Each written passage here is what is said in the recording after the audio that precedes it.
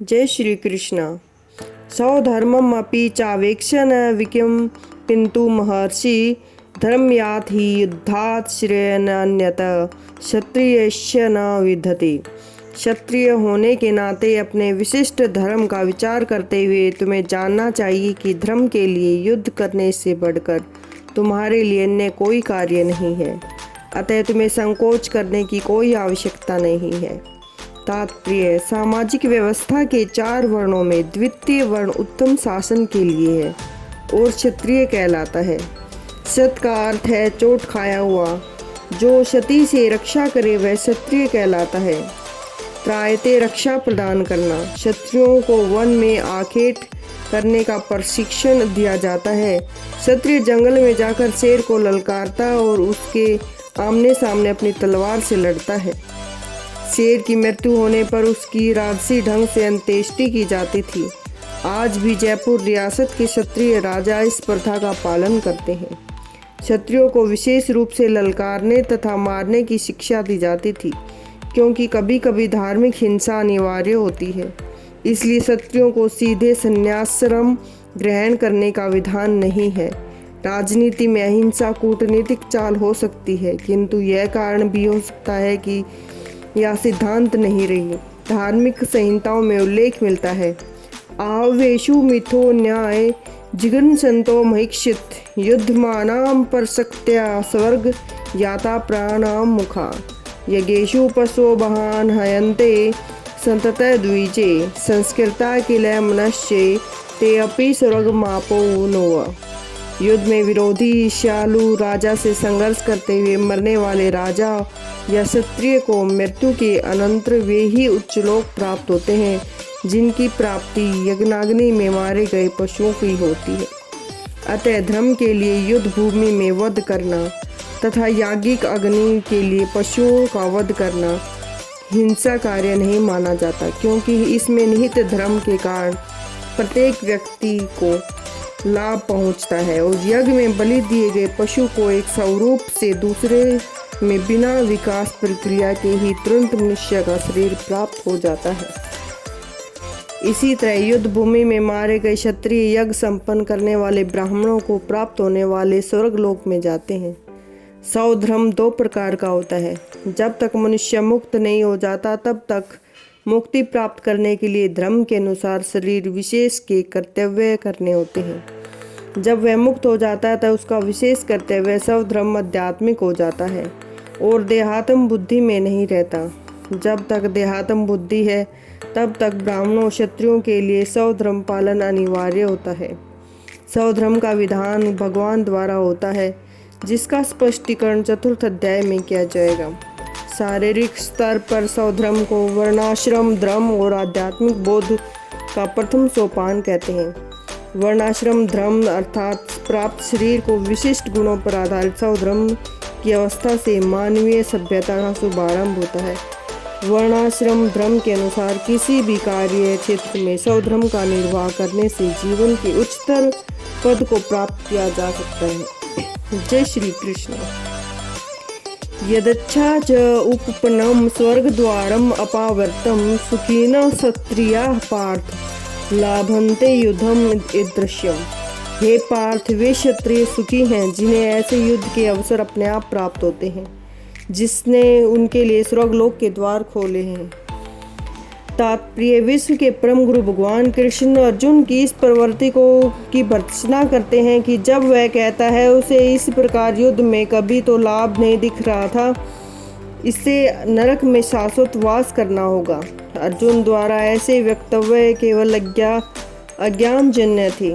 वह अपने सौधर्म के आचरण में अहिंसक बनना चाह रहा था, किंतु एक क्षत्रिय के लिए युद्ध भूमि में स्थित होकर इस प्रकार की अहिंसक बनना मूर्खों का दर्शन है।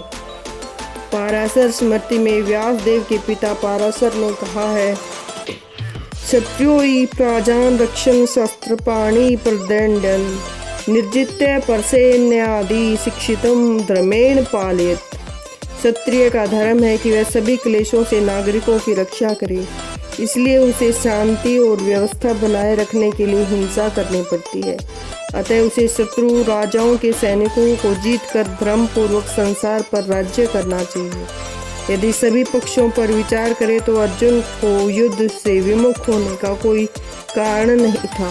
यदि वह शत्रु को जीतता या राज्य भोग करेगा और यदि वह युद्ध भूमि में मरता तो स्वर्ग को जाएगा, जिसके द्वार उसके लिए खुले हुए हैं।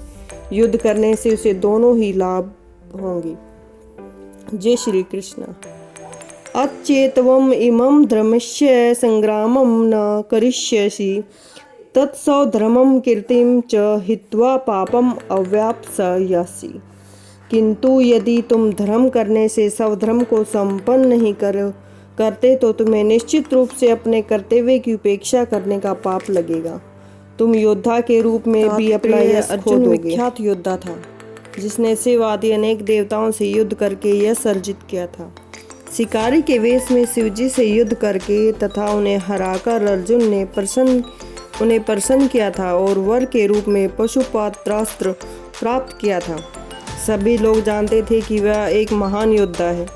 स्वयं द्रोणाचार्य ने उन्हें आशीष दिया था और एक विशेष अस्त्र प्रदान किया था जिससे वह अपने गुरु का भी वध कर सकता था। इस प्रकार वह अपने धर्म पिता एवं स्वर्ग के राजा इंद्र समेत अनेक अधिकारियों से अनेक युद्धों में प्रमाण पत्र प्राप्त कर चुका था। किंतु यदि वह इस समय युद्ध का परित्याग करता है तो न केवल क्षत्रिय धर्म की उपेक्षा का दोषी होगा, अपितु उसके यश की भी हानि होगी और वह नरक जाने के लिए अपना मार्ग तैयार कर लेगा। दूसरे शब्दों में वह युद्ध करने से नहीं अपितु युद्ध से पलायन करने के कारण नरक का भागी होगा। जय श्री कृष्ण। अकीर्तम चापि भूतानि कथयिष्यन्ति ते व्यायाम संभावितस्य चाकीर्ति मरणादति रिच्यते। लोग सदैव तुम्हारे अपयश का वर्णन करेंगे और सम्मानित व्यक्ति के लिए अपयश तो मृत्यु से भी बढ़कर है। तात्पर्य। अब अर्जुन के मित्र और गुरु के रूप में भगवान कृष्ण अर्जुन को युद्ध से विमुख न होने का अंतिम निर्णय देते हैं। वे कहते हैं कि अर्जुन, यदि तुम युद्ध प्रारंभ होने के पूर्व ही युद्ध भूमि छोड़ देते हो तो लोग तुम्हें कायर कहेंगे, और यदि तुम सोचते हो कि लोग गाली देते रहें किंतु तुम युद्ध भूमि से भागकर अपनी जान बचा लोगे तो मेरी सलाह है कि तुम्हें युद्ध में मर जाना ही श्रेयस्कर होगा। तुम जैसे सम्मानीय व्यक्ति के लिए अपकीर्ति मृत्यु से भी बुरी है, अतः तुम्हें प्राण भय से भागना नहीं चाहिए। युद्ध में मर जाना ही श्रेयकर होगा। इससे तुम मेरी मित्रता का दुरुपयोग करने समाज में अपनी प्रतिष्ठा खोने की अपयश से बच जाओगे। अतः अर्जुन के लिए भगवान का अंतिम निर्णय था कि वह संग्राम से पलायन न करे अपितु युद्ध में मरे। जय श्री कृष्ण। भयाद्रणाम दुप्रंतम मश्यते तवाम महारथा येषां च त्वं बहुमतो भूत्वा यास्यसि लाघवम्। जिन महान योद्धाओं ने तुम्हारे नाम और यश को सम्मान दिया है वे सोचेंगे कि तुमने डर के मारे युद्ध भूमि छोड़ दी। इस तरह वे तुम्हें तुच्छ मानेंगे। तात्पर्य। भगवान कृष्ण अर्जुन को अपना निर्णय सुना रहे हैं। तुम यह मत सोचो कि दुर्योधन, कर्ण और अन्य समकालीन महारथी यह सोचेंगे कि तुमने अपने भाइयों तथा पितामह पर दया करके युद्ध भूमि छोड़ी है।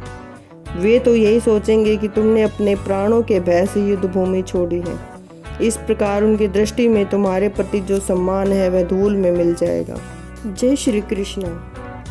एवाच्या च बहन विदवश्यन्ति तव अहिता निदन्तन तव समर्थ्यम तत्दुःखतरम नु किम। तुम्हारे शत्रु अनेक प्रकार के कटु शब्दों से तुम्हारा वर्णन करेंगे और तुम्हारी सामर्थ्य का उपहास करेंगे। तुम्हारे लिए इससे दुखदायी और क्या हो सकता है। तात्पर्य। प्रारंभ में ही भगवान कृष्ण को अर्जुन के अयाचित दया भाव पर आश्चर्य हुआ था और उन्होंने इस दया भाव को अनियोजित बताया था।